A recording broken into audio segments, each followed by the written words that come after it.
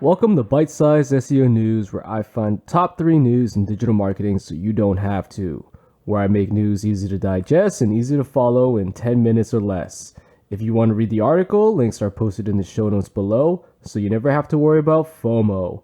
My name is Rich, I'm your host. Today is Monday, February 21st, 2022, episode 34. Happy President's Day. Coming up, fresh out of the oven are today's top 3 news you definitely don't want to miss. Story 1. Instagram shares new overviews of key ranking factors. Story 2. Google launches Google Business Profile Calls API. Story 3. Google dropping follow and welcome offers in local listings. If you're ready, let's get into it.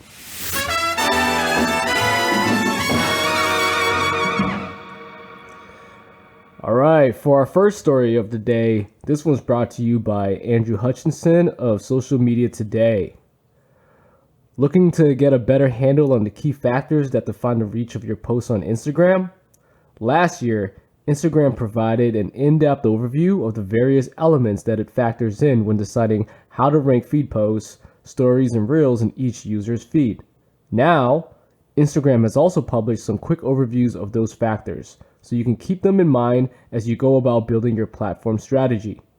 The ranking feed and stories factors are information about the post, information about the author, your activity, and your interaction activity. Let's look into these a little bit more deeply. Information about the post. These are signals both about how popular a post is. Think how many people have liked it, and more mundane information about the content itself, like when it was posted, how long it is if it's a video, and what location, if any, was attached to it. Information about the person who posted. This helps us get a sense for how interesting the person might be to you, and includes signals like how many times people have interacted with that person in the past few weeks. Your activity. This helps us understand what you might be interested in, and includes signals such as how many posts you've liked. Your history of interacting with someone. This gives us a sense of how interested you are generally in seeing posts from a particular person. An example is whether or not you comment on each other's post. So once again, the factors are information about the post, information about the author, your activity, and your interaction history. Reels has its own algorithm, as Instagram works to compete with TikTok.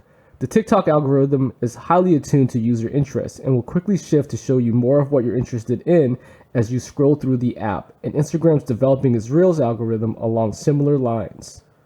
These ranking factors are your activity, your interaction history, information about the post, information about the author. Let's go into a little more detail for each one. Your activity. We look at things like which reels you've liked, commented on, and engaged with recently. These signals help us to understand what content might be relevant to you. Your history of interacting with the person who posted. Like in Explore, it's likely the video was made by someone you've never heard of, but if you have interacted with them, that gives us a sense of how interested you might be in what they shared. Information about the reel. These are signals about the content within the video, such as the audio track, video understanding based on pixels and whole frames, as well as popularity. Information about the person who posted. We consider popularity to help find compelling content from a wide array of people and give everyone a chance to find their audience. Instagram hasn't provided any new insight with these quick overviews, but it is worth noting the variances, and it could be handy to keep these lists nearby as you consider how to maximize your Instagram content performance. For more information and more images, make sure to check out the article in the show notes. Our next story for today, this one's brought to you by Barry Schwartz of Search Engine Land. Google has quietly released a new Google Business Profiles API for obtaining call history data from your Google Business Profiles programmatically. The new API is awkwardly named My Business Calls API. The new API lets you query Google to obtain your call history data that you can currently see in your Google Business Profile Manager under the Calls section.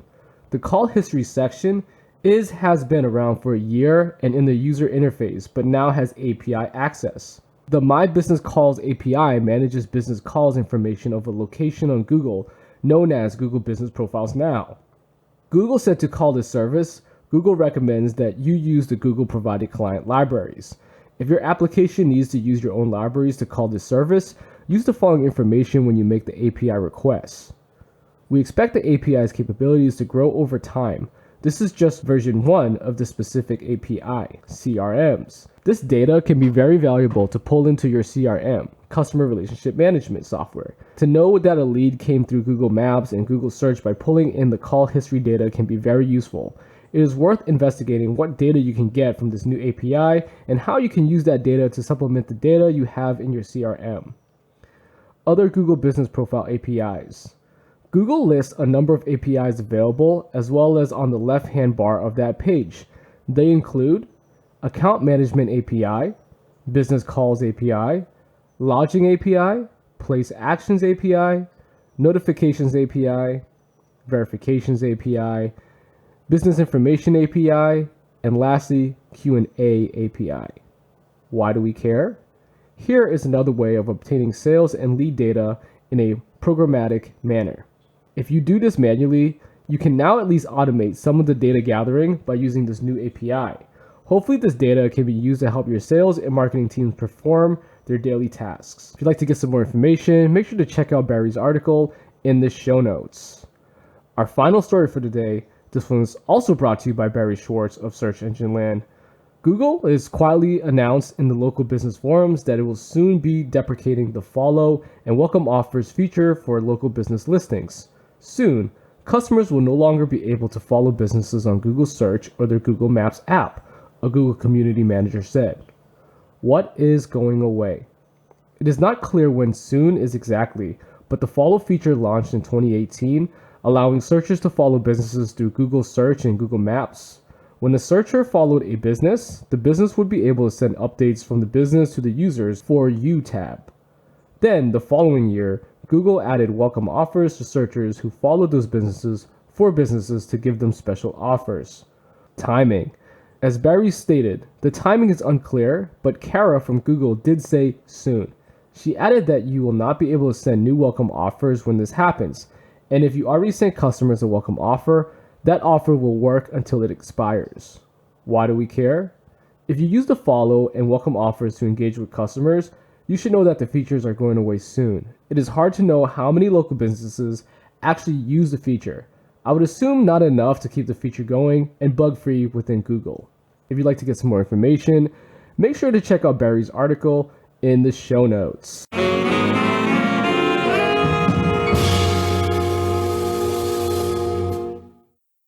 That's it for today's show. We've made it to the end.